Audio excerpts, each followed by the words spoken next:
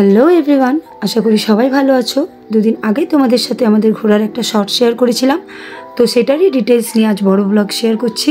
চেষ্টা করব সমস্ত কিছুই ডিটেলসে বোঝাতে পারি, যাতে তোমাদেরও জার্নির সময় কিছু হেল্প হয়। তো ভিডিওটা প্লিজ শেষ পর্যন্ত দেখো। যে কোনো ট্যুর হাই প্রাইসে খুব ইজিলি হয়ে যায়, বাট আমরা চেষ্টা করছি চিপ রেটে কীভাবে পসিবল করা যায়। আমাদেরকে দেখো, আমরা টাকা সেভ করতে খুব ভালোই পারি। 6 জনে মিলে এত হাট্টাকাটা চেহারা নিয়েও একটা ট্যাক্সিতে চেপেছি। ট্যাক্সির ফেয়ার কেমন হওয়া উচিত সেটারই একটা আইডিয়া দিচ্ছি। আমরা গোলপার্ক থেকে হাওড়া পর্যন্ত আমাদের ডিস্টেন্স হচ্ছে 12 থেকে 13 কিলোমিটার। তো এটার জন্য আমরা 300 পে করেছি। তো তোমরাও তোমাদের ডিস্টেন্স হিসাবে পে করো। অনেক বাসও হাওড়া পর্যন্ত যায়, বাট যেহেতু আমাদের হাতে অনেক লাগেজ ছিল তাই আমরা ট্যাক্সিটাই প্রেফার করলাম। তো দেখতে দেখতে হাওড়া ব্রিজ পার করে আমরা স্টেশন চলে এলাম। আমরা হাওড়া থেকে বোলপুর যাচ্ছি। তো হাওড়া থেকে বোলপুর যেতে কোন কোন ট্রেন অ্যাভেলেবেল থাকে মোটামুটি আমি একটা কোথাও দিয়ে দেওয়ার চেষ্টা করব। হাওড়া স্টেশন নিয়ে আমার লাইফের একটা স্টোরি আছে, যেটা কোনো একদিন তোমাদের সাথে শেয়ার করব। আমরা বিকেল 4:05 ট্রেন সরাইঘাট এক্সপ্রেসে গিয়েছিলাম। তো আমরা প্ল্যাটফর্ম নাম্বার 9 গিয়েছিলাম। আমরা 4টে কাপল মিলিয়ে টোটাল 8 জন গিয়েছিলাম 2.5 দিনের ট্যুরে, কিন্তু ব্যাগ দেখে মনে হবে 5 দিনের ট্যুরে গিয়েছিলাম। অবভিয়াসলি রিজনটা পুরোপুরি মেয়েদেরই জন্য। ছেলেদের তো একটা হ্যান্ডব্যাগই এনাফ। আমাদের একটা করে লাগেজ ছিল, প্লাস একটা করে হ্যান্ডব্যাগ ছিল। ট্রেনটা আমাদের সময় মতোই ছেড়েছিল। তোমাদের এই দৃশ্য দেখে একটু নস্টালজিক ফিল হয় না?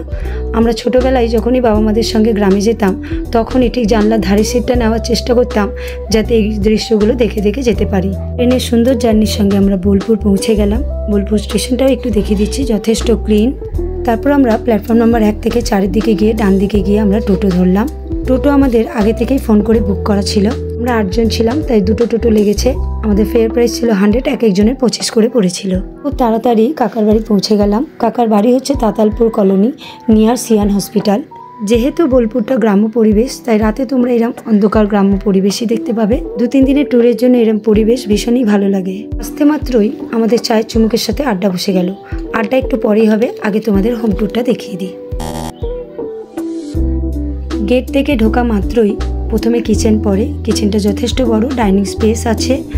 আর এই হচ্ছে ওদের 2টো মিনি।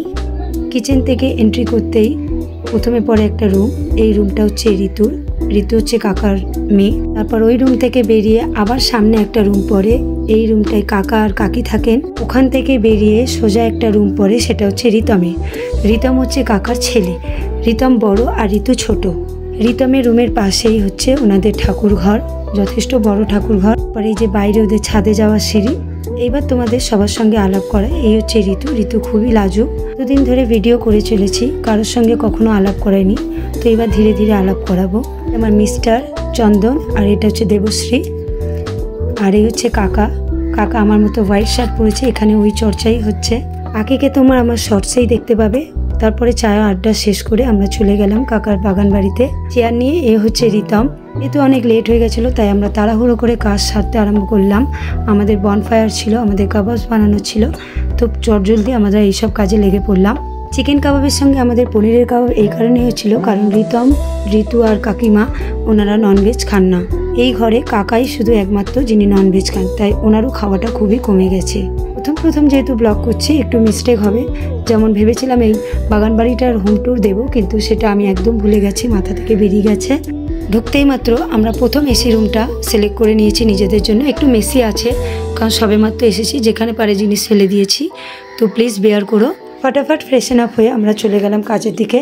তো দেখতেই পাচ্ছ অনেকগুলো পনিরের কাবাব করছিলাম। আমরা মেম্বারও অনেকজন, আমরা এদিকে 8 জন আর ওদিকে 4 জন, 12 জন। আর রিতমের 2টো ফ্রেন্ড এসেছিলো। তো টোটাল 14 জন ছিলাম। আমাদের পার্টি অলরেডি স্টার্ট হয়ে গেছে। এদিকে বনফায়ার চলছে আর এদিকে আমাদের ডান্স চলছে একসাথে। এই বনফায়ারের ফিলিংসটা কিন্তু দারুণ লাগে। আমরা ইচ্ছেগাঁও গিয়েও এরম করেছিলাম, তো ওটারও একটা দারুণ এক্সপিরিয়েন্স ছিল।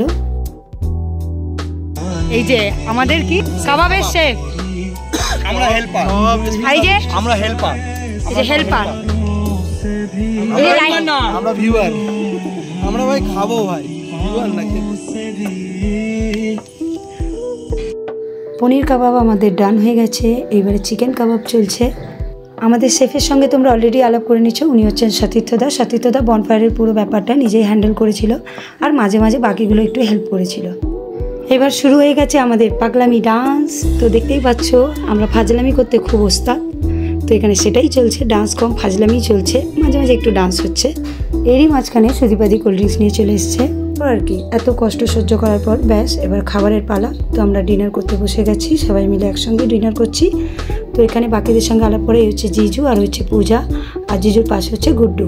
তো সবার সঙ্গে অলরেডি আলাপ করে দিয়েছি। খাবারের মেনুগুলি রুটি ছিল, ঘুগনি ছিল, কাবাবস তো ছিল, অলরেডি আমরা আগে সব কাবাবস খেয়েই নিয়েছি, পেঁয়াজ ছিল, চাটনি ছিল। ব্যাস এই হচ্ছে আমাদের রাতের ডিনার। ভিডিওগুলো শর্টে রাখার চেষ্টা করছি যাতে তোমাদেরও দেখতে সুবিধা হয় আর ভালোও লাগে।